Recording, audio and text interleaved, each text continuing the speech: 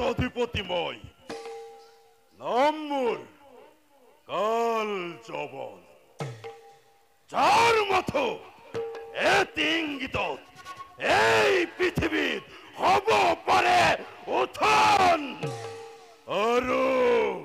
পতন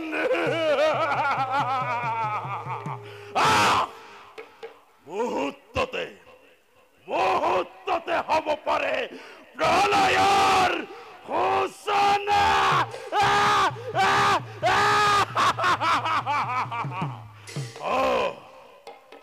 আছে যত রজা মজা ধরার বৈঠক সকলতি থরা থরে হয় কম্পমান এই কাল রূপী কালো জবনের সম্মুখ কিন্তু কিন্তু বাকি মাত্র এই কলিয়া রাখাল মৃত্যুর কঙ্করাজনক নিধন করি যে অন্যায় তই করিলি সাধন তরেই সমুচিত শাস্তি লবলৈ প্রস্তুত হৈ থাক নীলাজ পামৰ আজি এই যাত্ৰা কৰিম মই মগধ ৰাজ্য বন্ধু চৰা খণ্ডৰ কমে মিলি কৰিম মই মথুৰা আক্ৰমণ তেতিয়া দেখিব জগতে এই কাল জবনৰ শক্তি কিমান কিমান কিমান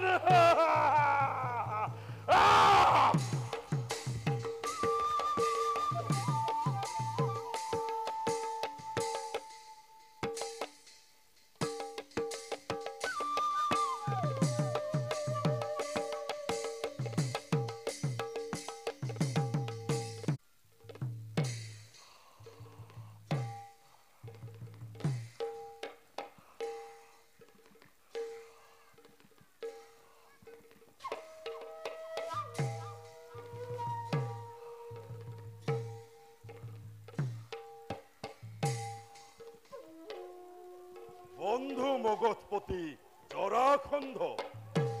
কোন কোন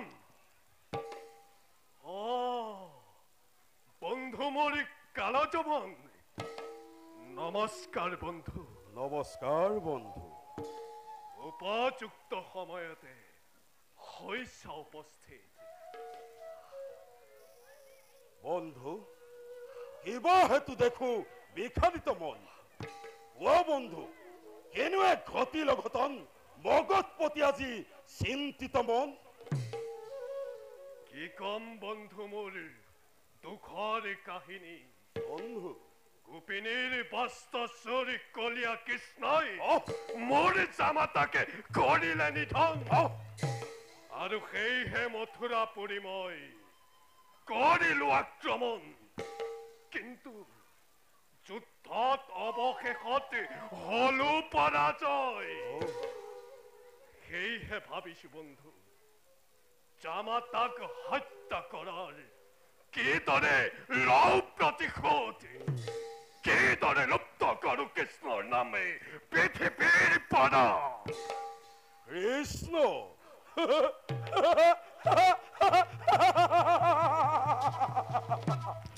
বন্ধু বন্ধু ইয়তি সামান্য কথা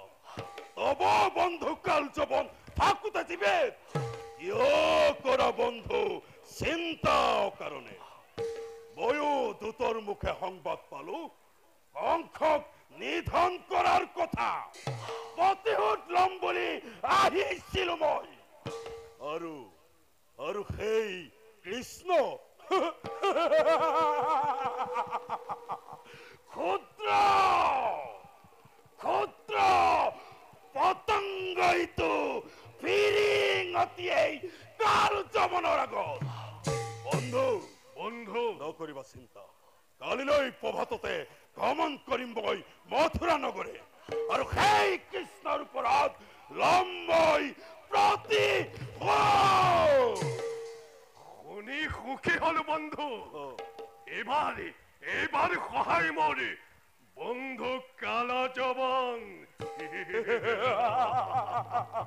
আহা আহা বন্ধু মুখে দিয়া লিঙ্গন আরে বলা যুদ্ধরে ভাবে তোমাকে মই করুগই প্রস্তুতি ওরা বন্ধু বলা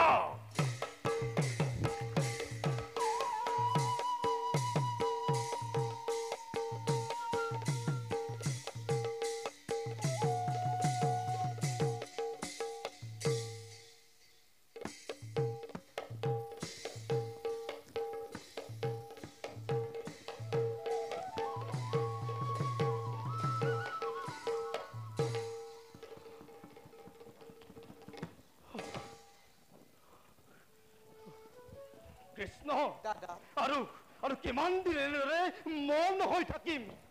কিমান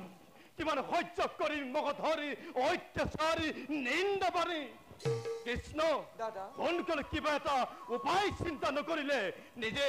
নিজে মই একে সিদ্ধান্তত উপনীত হৈ জপিয়াই পৰিম সিংহৰ দৰে সেই মগধ ৰাজৰ ওপৰত শান্ত হোৱা দাদা কদাপিতো নহওক শান্ত দাদা দানৱৰ ওপৰত কৰা অত্যাচাৰী কোন সদৰে সহ্য কৰি থাকো মৌন হৈ ধৈৰ্য ধৰা দাদা সকলো সমস্যাৰে আছে সমাধান কৃষ্ণ মিছাতেই নহবা চঞ্চল অচিৰেই জৰাসন্ধৰ বধৰ মই কৰিম উপায় যদুপতি গুপ্তচৰৰ মুখে জানিব পাৰিছো মগধ ৰাজী জৰাখণ্ডই ম্লেচ্ছ ৰজা কালযাবনকে মথুৰা আক্ৰমণ হেতু পঠাইছে কি কলা সত্য কি ভাই দাদা মৌন হৈ থকাৰেতো নহয় সময় শত্ৰু আহি পালেহি ওচৰ যোদ্ধাৰ বিনা বৈত্যন্ত নাই বলা বলা কৃষ্ণ আমি সকলোৱে মিলি কালযাবনকে কৰো আক্ৰমণ তেন্তে বলা দাদা যুদ্ধৰ হেতু হগৈ প্ৰস্তুত বলা ভাই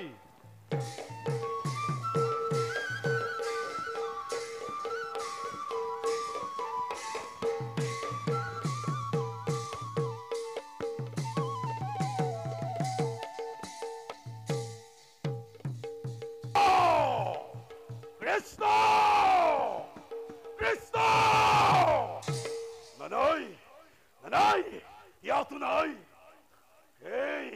এই কাল যমনৰ ভয়ত পলাল চাগে সেই অবোধ কৃষ্ণ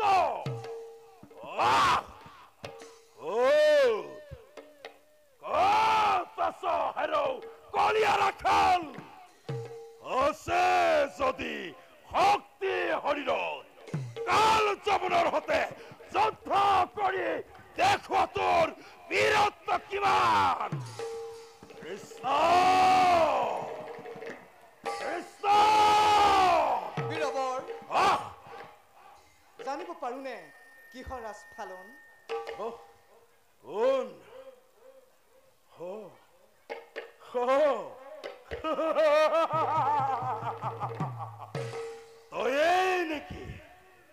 তয়েই নেকি কলিয়া ৰাখাল তোকেই বিচাৰি বিচাৰি মই কৰিছিলো চলাত তোমাৰ উদ্দেশ্য কি উদ্দেশ্য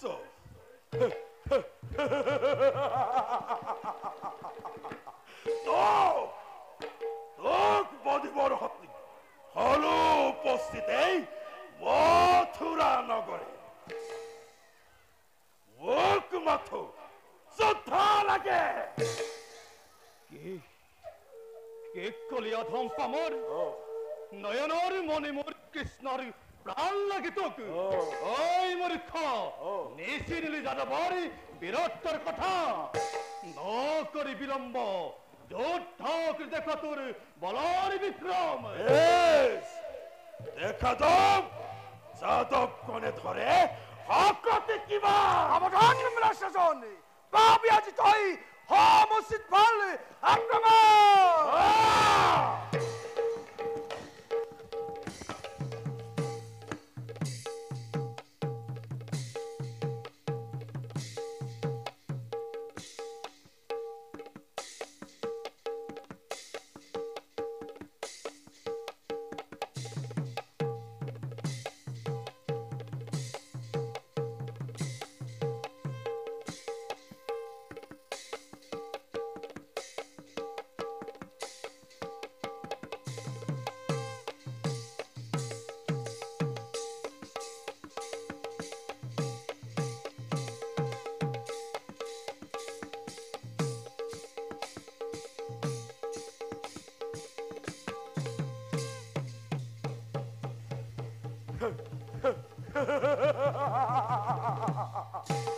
পলাল পলাল তোৰ যাদব বাহিনী দশমতি কৃষ্ণ চাইল চাইল ভাল দৰে এই ম্লেচ্ছৰ পৰাক্ৰমত তোৰ এই যাদৱ বাহিনীয়ে ৰণক্ষেত্ৰ কৰি পৰিত্যাগ চিগালৰ দৰে কৰিছে প্ৰলয়ন তোৰো আজি একেই দশা হব জানিবি নিশ্চয় তোৰ সন্মুখত এই কাল যমন মৃত্যুৰূপে স্তব্ধ হ তোৰ মতি কাল মনে তোৰ মৃত্যুকেই আজি ঘনে ঘনে কৰিছে আহ্বান কালে আহি চুম্বি আছে তোৰ কেশ কৃষ্ণ আজু সতৈ যুদ্ধৰ বাবে বেশ দেখা যাওক তোৰ শক্তি কিমান কৃষ্ণ রণ করে নেশর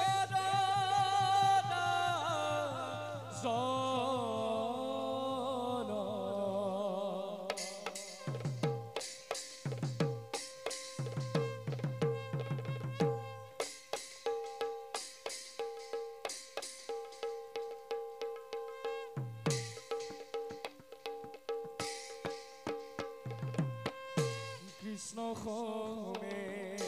রণ করে নিশর জন পদ ভরে বহুমতীয়ে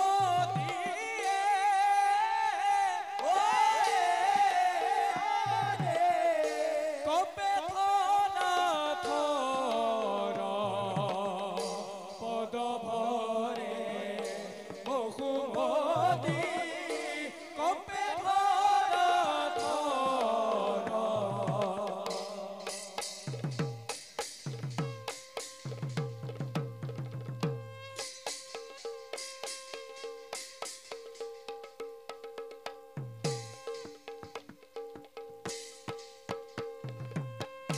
হেন সময়তে কৃষ্ণে লীলায়াৰ ভিৰা সভাসদ নৰে ডাকিয়ে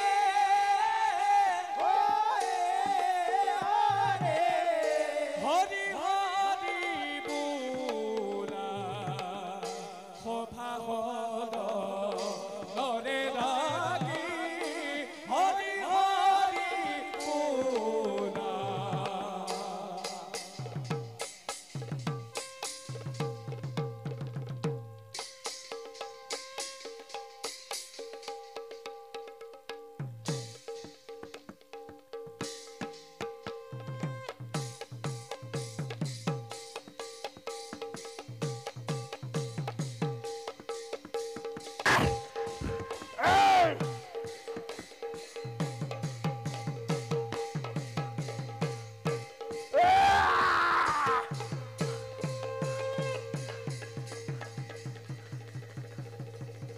এই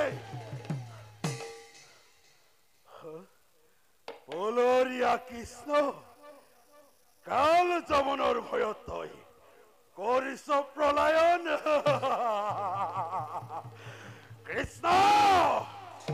গলৈ পলাই হাৰিবি কৃষ্ণ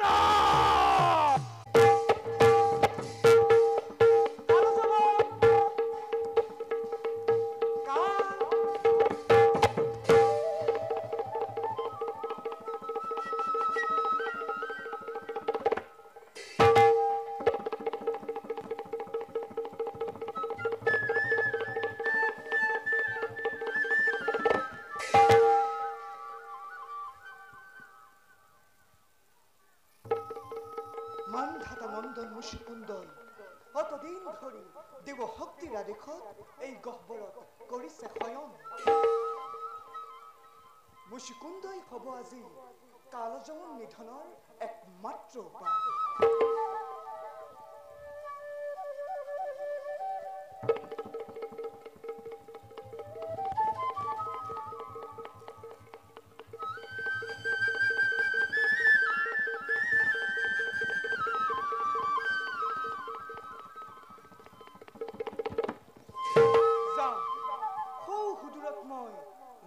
আছো কালা জবান কাল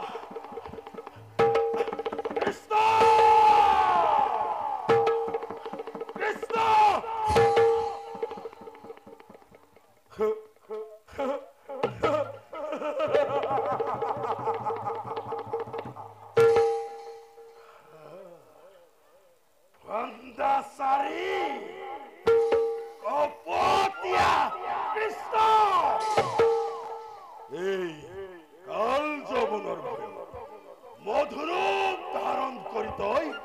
কৰিস হয়ন ও ও ও থেৰো